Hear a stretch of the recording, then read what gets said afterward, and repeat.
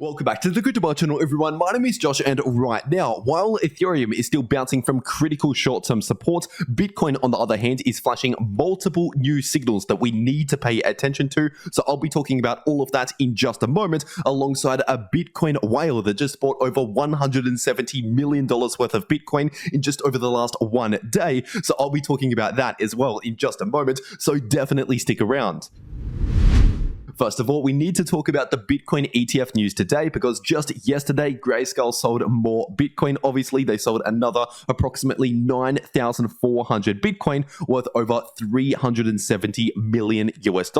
And now, even though this seems like a significant amount of Bitcoin to be sold on the market, of course, this is actually less Bitcoin that's been sold by Grayscale just yesterday compared to other days. Because, for example, over the last 1 to 2 weeks or so, we've seen some days where Grayscale's dumped around 15 to 20,000 Bitcoin on the market in a single day. And so with Grayscale selling less than 10,000 in a single day, this is potentially pointing towards less selling pressure from Grayscale, especially if this trend continues. And so, of course, I'll keep you up to date every single day on what's happening with the Grayscale Bitcoin ETF and all of that selling pressure. Obviously, if they begin to sell less and less Bitcoin every day, that means less and less selling pressure, which means the price could potentially recover sooner rather than later. But as of right now, Grayscale, at the time of recording this video, is still currently holding well over 500,000 Bitcoin worth well over $21 billion US.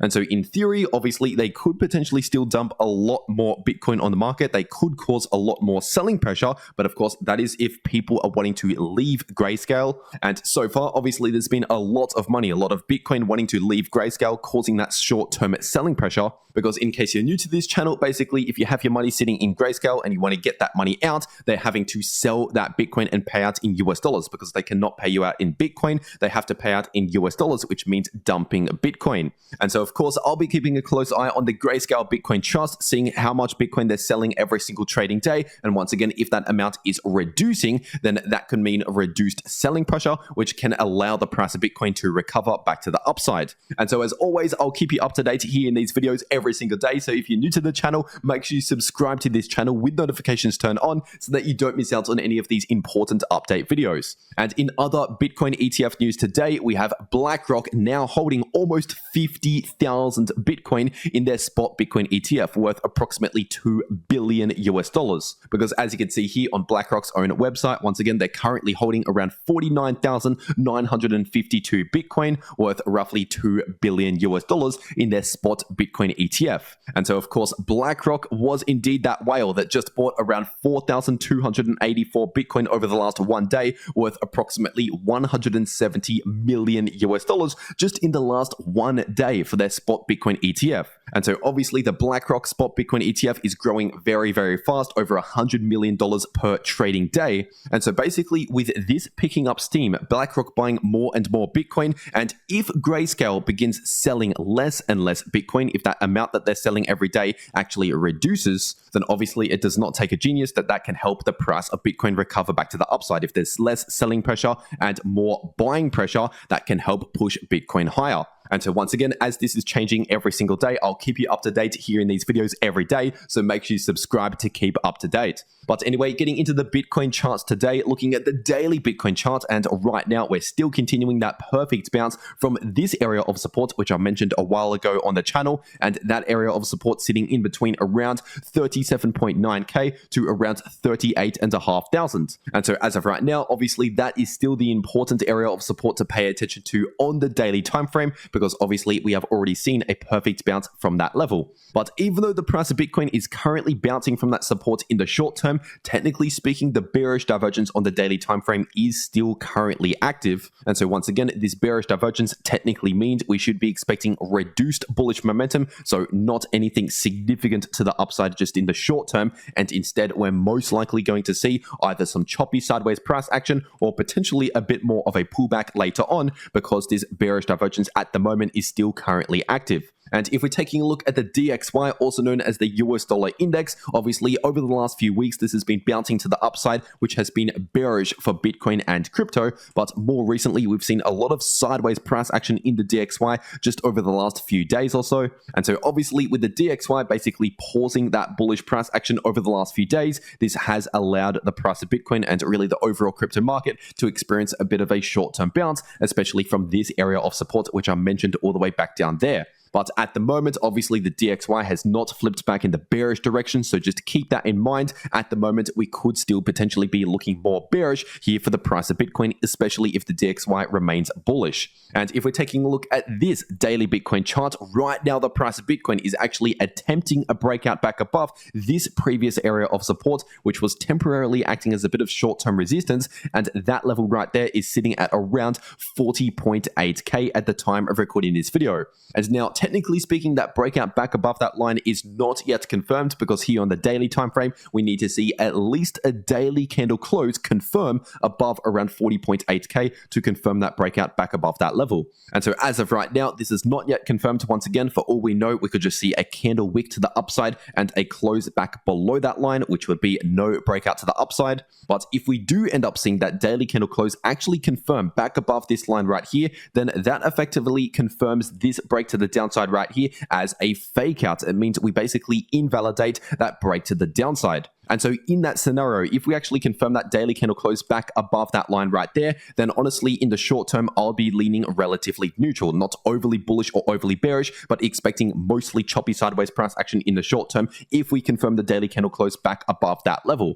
And the reason why I wouldn't be overly bullish or overly bearish is simply due to the fact that we still have that bearish divergence technically still active on the daily time frame. And once again, this usually results in reduced bullish momentum, which can be choppy sideways price action. And of course, if we're breaking out back above this important line right here on the daily time frame, then that could essentially invalidate that bearish break to the downside and that short-term bearish trend, which is why I'll be expecting choppy sideways price action or a sideways consolidation if we confirm that daily candle close back above this line. But while that breakout back above that line is not yet confirmed, technically we're still looking more bearish than bullish, at least in the short term, while that breakout is not yet confirmed. And we're also currently seeing a few other signals pop up here in the short term. Looking at the 4-hour time frame, we're potentially seeing a hidden bearish divergence pattern form right now. Because as you can see right here on the chart, at least for now, we have lower highs in the price of Bitcoin in the candle closes, while also confirming higher highs here in the 4-hour Bitcoin RSI. And now a normal bearish divergence or a traditional bearish divergence would be higher highs in the price and lower highs in the RSI, like what we saw back here.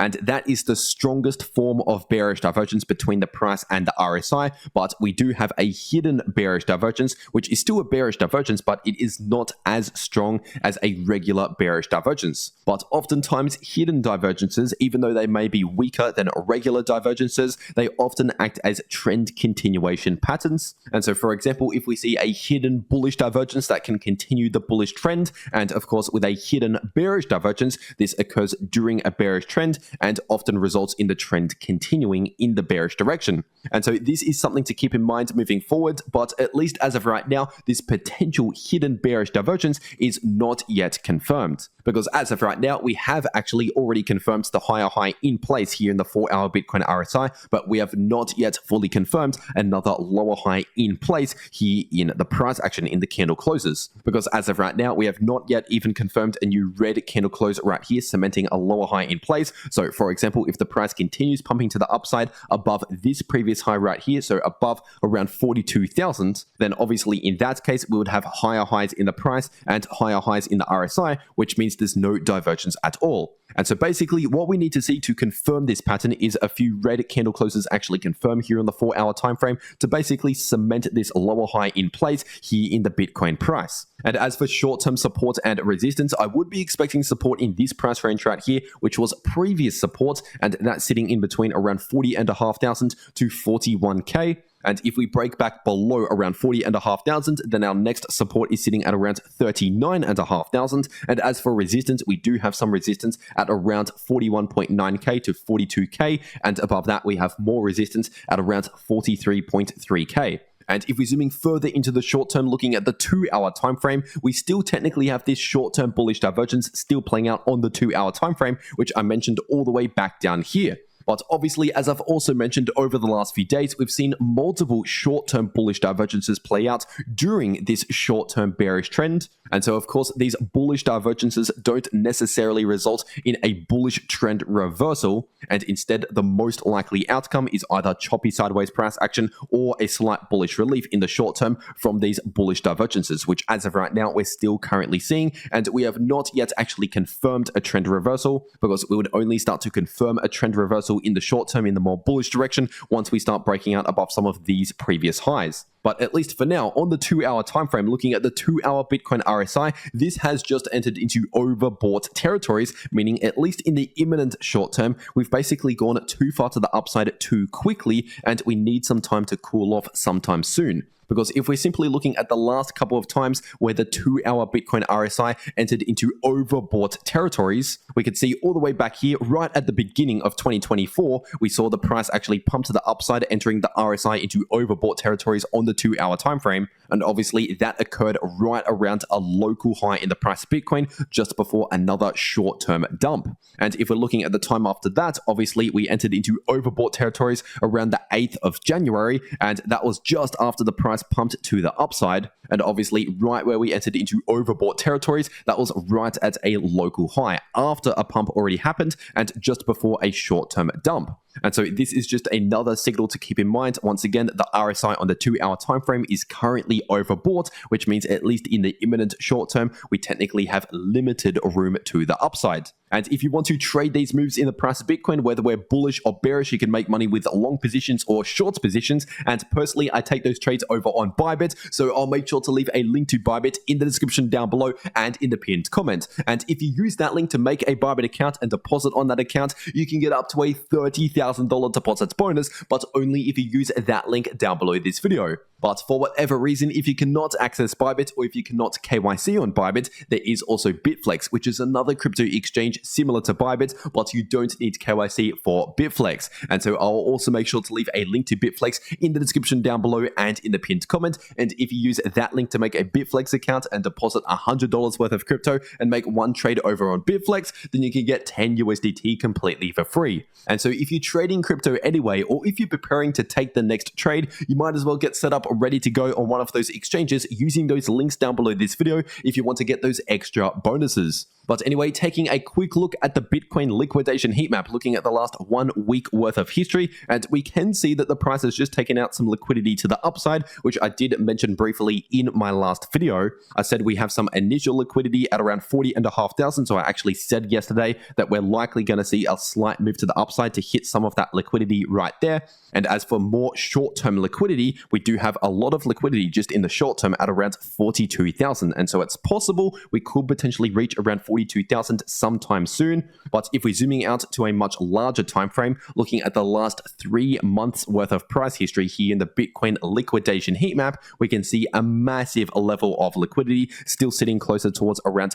34,000. And so once again, we could potentially see a little bit more of a short-term move to the upside to hit some of those short-term levels of liquidity before potentially continuing that short-term bearish trend later on towards the much larger levels of liquidity. But anyway, getting into the Ethereum part of this video, this is on the daily time frame, and right now the bearish divergence is still technically active with the RSI heading to the downside and the price not yet confirmed any trend reversal in the imminent short term. But even though the bearish divergence is still playing out, meaning we should not be expecting a significant amount of bullish momentum, obviously we are bouncing from this area of support sitting in between around 2.1k to approximately 2150. But overall, just in the imminent short term, we're still technically looking more bearish than bullish due to the bearish divergence and bearish momentum here in the daily Ethereum MACD, as I've been talking about basically every day since all the way back up here. But if we're zooming into the short term, looking at the 4-hour time frame, obviously we're still perfectly bouncing from this exact area of support that I've been talking about on the 4-hour time frame,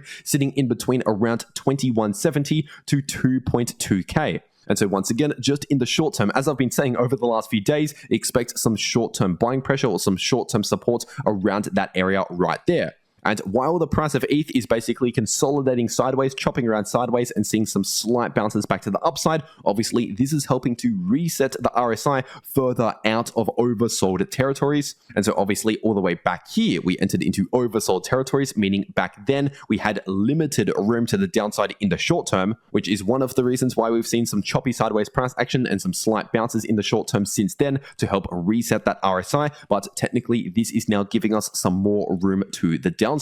And if we're taking a look at the 2-hour time frame, obviously this short-term bullish divergence is technically still active because at least for now, we have not actually broken into any new lower lows since the bullish divergence confirmed in either the price or the RSI. And so at least for now, considering the short-term bullish divergence is still technically active, once again, it means we should not be expecting a lot of bearish momentum just in the imminent short term, meaning we're most likely going to see just some choppy sideways price action or some very slight bullish price action. But remember, due to the larger bearish divergence, I do not expect significant bullish momentum. And so honestly, we're most likely going to see somewhat choppy sideways price action continue potentially over the next one day. And this short-term bullish divergence will be invalidated if we start breaking below these lows right here. So basically, if we break this area of support, then obviously that would be a signal continuing the short-term bearish trend. And I would only start to flip more bullish again in terms of the trend in the short term if we start to see confirmed higher highs and higher lows begin to play out here in the price. So for example, if we break out back above around 23.40 and perhaps put in some sort of higher low between now and then, if we see something like that, then obviously I'd begin to flip more bullish again in terms of the trend. But at least for now, we have not yet confirmed any bullish reversal signals. And so at least as of right now, technically the short-term trend is still currently bearish. It's just in the imminent short term, obviously, we're taking a bit of a pause from that trend with a sideways consolidation. And something similar can be said for the price of Solana on the 4-hour time frame. Obviously, we're seeing a bit of a bounce to the upside over the last few days, which is technically occurring within a short-term bearish trend, because if we're looking at the highs and the lows, at least as of right now, we're still technically forming lower highs and lower lows, which is a bearish trend. And obviously, as I said, all the way back down here, we were due to see some sort of bullish relief or at least a sideways consolidation due to the fact that the RSI was oversold. And so once again, that meant that we had limited room to the downside, at least in the short term. And so right now, we're basically seeing the reset in the RSI back to the upside, which is technically now giving us some more room to the downside. And as for short-term support and resistance, just over the last one day, we saw a perfect bounce from this golden pocket that I've been talking about, sitting in between around $83.50 to $85.50. And so obviously in the short term, that is still acting as support. But if we break back below around $83.50, then in that case, we have more support down towards around $77 to $78. And as for short-term resistance, we're currently finding perfect resistance at this exact level I've been talking about, sitting at around $92. And above that, we have more resistance at around $99 and more resistance closer towards around $103. But if you want to know how you can profit from crypto, no matter if the price is bullish, bearish, or simply chopping around sideways, you can make money in all of that price action by watching these videos popping up right here on your screen. The video in the top left shows you how to make money if the price is bullish or bearish using long positions and short positions. And the video in the bottom left shows you how you can easily profit from choppy sideways price action. But anyway, that is everything that I have to say for today. I really hope you enjoyed, and I'll see you all in the next video.